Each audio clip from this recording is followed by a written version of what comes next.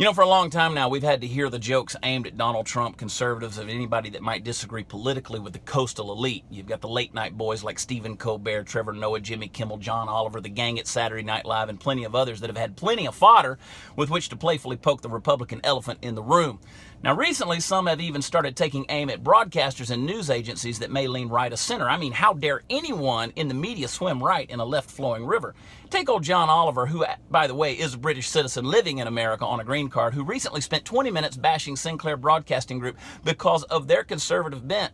Now, Sinclair owns more television stations in the country than anybody else, which is something that people like Oliver find threatening. How dare a company that you've never heard of have so much power? So for 20 minutes, he felt the need to use his HBO comedy news program to blast Sinclair for their use of things like green screens and bad editing and stodgy newscasters and dramatic storytelling. They insulted their personalities for their personalities and then questioned similar stories that appeared amongst news stations and teleprompter scripts. So apparently any person with a conservative viewpoint has to be attacked for aesthetics, but never once was what they were saying refuted, only how they say it.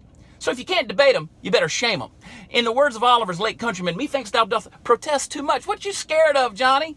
Not only was it an attempt at a genuinely unfunny, almost half-hour joke, but it's things like that which further bolster conservatives to make sure that whiny hypocrites like Oliver and his ilk remain irrelevant. See, it's those smug diatribes that only serve to bolster the false confidence of a small minority of leftists that bought into your empty liberal philosophies hook, line, and sinker. And when the laughter dies off and the condescension fades, you're left with lying, left-wing rich folks like the late-night funny people that espouse their socialist rhetoric yet live personal lives like conservatives.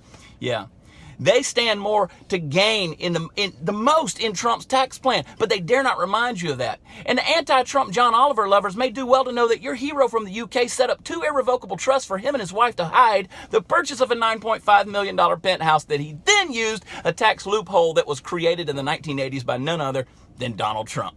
See, it pays to be a 1%er that has access to attorneys who know how to help you skirt around the things that you so easily make fun of on late night TV. I could go on, but I don't need 20 minutes to make fun of the hypocrisy of the leftist loudmouths. I'm just a guy in a truck with no green screen, no teleprompter, and it only took me 2 minutes to do it. Love y'all. God bless.